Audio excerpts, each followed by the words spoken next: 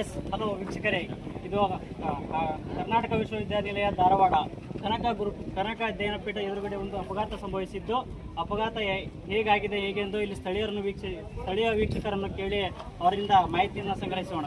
Hello, ನಮಸ್ತೆ sir. ಇದು ಈ ಘಟನೆ ಯಾವಾಗ ಆಯಿತು, ಏನಾಯಿತು, ನಿಮ್ಗೆ ಏನಾದರೂ ಮಾಹಿತಿ ಸರ್? ಇವತ್ತು ಬೆಳಿಗ್ಗೆ ಆಗಿದೆ ಸರ್. ಬೈಕಲ್ಲಿ ಬರುವಾಗ ಬೈಕಲ್ಲಿ ಮಹಿಳೆ ಒಬ್ಬರ ಇದ್ರ ಮತ್ತೆ ಬೇರೆ ಯಾರು ಒಬ್ಬರೇ ಇದೆ ಸರ್? ಆ ಕಡೆಯಿಂದ ಇವ್ರದ್ದು ಏನೋ ತಪ್ಪು ಅದೇನೋ ಸರ್ ನಿಮಗೆ ಕೇಳಿದ ಪ್ರಕಾರ ಸರ್? ಅಂದರೆ ಇವ್ರು ಕರೆಕ್ಟಾಗಿ ಹೋಗ್ತಿದ್ರು ಸರ್, ಆ ಕಡೆಯಿಂದ ಬಂದು ಆಕ್ಸಿಡೆಂಟ್ ಆಗಿದೆ. Okay sir, thank you sir. ಇನ್ನೊಬ್ಬ ವೀಕ್ಷಕರನ್ನು ಕೇಳಿ ಮತ್ತೊಮ್ಮೆ ಮಾಹಿತಿಯನ್ನು ಸಂಗ್ರಹಿಸೋಣ. ಹಲೋ, ನಮಸ್ತೆ ಸರ್. ನಮಸ್ತೆ ಸರ್, ಈ ಘಟನೆ ನಡೆದ ಸಂಭವಿಸಿದಲ್ಲಿ ನೀವೇನಾದರೂ ಇದ್ರ ಆ ಟೈಮ್ನಲ್ಲಿ? ಹಾಂ ಸರ್, ಇದು ಸರ್ ಹೆಂಗೆ ಆಯಿತು, ಏನು ಸರ್ ಮಾಹಿತಿ ತಿಳ್ಕೊಬೋದಾ ಸರ್? ಸ್ವಲ್ಪ ಓವರ್ ಸ್ಪೀಡ್ನಲ್ಲಿ ಇದ್ರು ಬಂದು ಆಕ್ಸಿಡೆಂಟ್ ಆಯಿತು. ಹೌದಾ ಸರ್? ಹಾಂ, ಥ್ಯಾಂಕ್ ಯು ಸರ್. ಮತ್ತೊಬ್ಬ ಇಲ್ಲಿ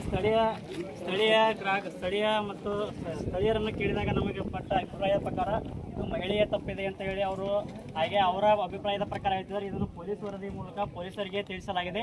ಪೊಲೀಸರು ತನಿಖೆಯನ್ನು ಮಾಡ್ತಿದ್ದಾರೆ. ಮಹಿಳೆಯ ಓವರ್ ಸ್ಪೀಡ್ ಅಂತ ಹೇಳಿ ಸ್ಥಳೀಯರ ಅಭಿಪ್ರಾಯಪಟ್ಟು ಈ ಸ್ಥಳವನ್ನು ನೋಡಿ ಅದನ್ನು ವಿಶ್ಲೇಷಿಸೋಣ. ಇದರ ಪ್ರಕಾರ ಇಲ್ಲಿ ನೋಡಿದರೆ ಮಹಿಳೆಯು ಸಾವನ್ನಪ್ಪಿದ್ದಾಳೆ. ಆ ಕಡೆಯಿಂದ ಒಂದು ಬೈಕ್ ಸಂಭವಿಸಿದ್ದು, ಈ ಕಡೆಯಿಂದ ಬೈಕ್ ಸಂಭವಿಸಿದ್ದು. ಇವಳು ಪೆನ್ ಬುಕ್ ಇರೋದನ್ನು ನೋಡಿದರೆ ಇವಳು ಒಬ್ಬ ವಿದ್ಯಾರ್ಥಿನಿ ಅಥವಾ ಕಾಲೇಜ್ ಸ್ಟೂಡೆಂಟ್ ಆಗಿರ್ಬೋದು ಅಂತೇಳಿ ನಮ್ಮ ಅಭಿಪ್ರಾಯವನ್ನು ಹೇಳ್ತೀವಿ.